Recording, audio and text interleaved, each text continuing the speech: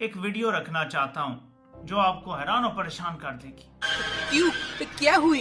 कैसे राजनाथ सिंह की body language ने पाकिस्तान को बौना कर दिया। इतना कि पाकिस्तान के रक्षा मंत्री ख्वाजा आसिफ राजनाथ सिंह से आंखें तक नहीं मिला पाए।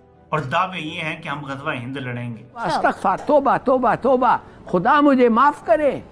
जहाँ जाते हैं चपेड़े पड़ती हैं, मतलब मुझे समझ नहीं आती कि इससे ज्यादा मैं सबटली कैसे इस चीज को रख सकता हूँ। बड़ी एम्बेरसमेंट रही। मैं आपको तस्वीर दिखाता हूँ। ये तस्वीर देखें कि पाकिस्तान के डिफेंस मिनिस्टर जो है वो चल रहे हैं और भारतीय डिफेंस मिनिस्टर जो हैं उन्हें देख रहे हैं।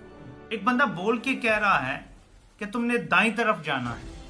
वो कहता है नहीं, मैं बाईं तरफ गया था क्योंकि वो सोच रहा था कि तुमने बाईं तरफ जाना है।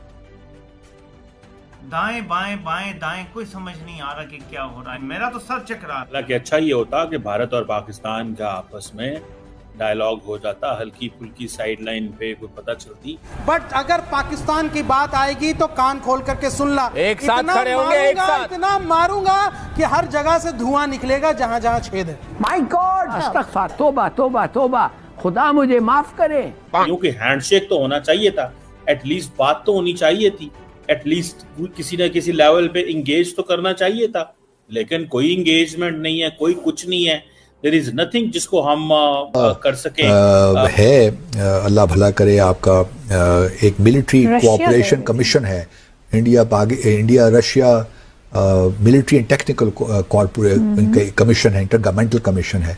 तो इसकी मीटिंग्स होती है। मेरे ख्याल 21 से 22 मीटिंग थी ये, जिसको अटेंड करने गए हुए थे।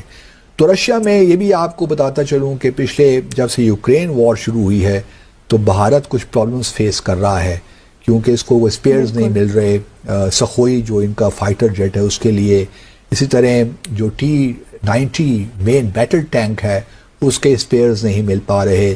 फिर जो S-400 मिसाइल डिफेंस सिस्टम जो इन्होंने लिया है, 5 का एग्रीमेंट था, 3 तो मिल गए बैटरीज, 2 अभी तक नहीं मिल पा रही।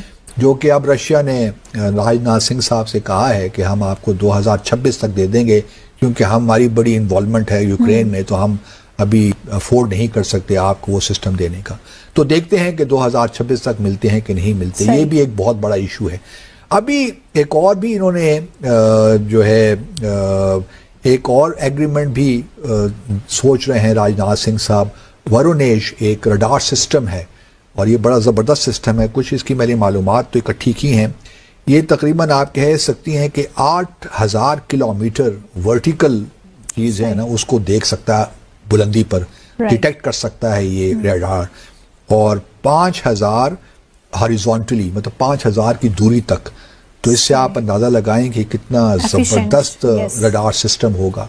तो इसको हासिल करने के लिए अब भारत कोशिश कर रहा है। और आज हम बात करेंगे रशिया की। रशिया के साथ बात करेंगे भारत की। और दोनों कंट्रीज के आपस में टर्म्स जो हैं बहुत अच्छे चल रहे हैं। और अब रशिया की तरफ से ये भी कहा गया, या रशियन प्रेसिडेंट जो है उनकी तरफ से ये भी कहा गया है कि वो भारत में इन्वेस्टमेंट करना चाहते हैं। डेफिनेटली एक बहुत इम्पोर्टेंट और बहुत बड़ी डेवलपमेंट है जो हम देख रहे हैं।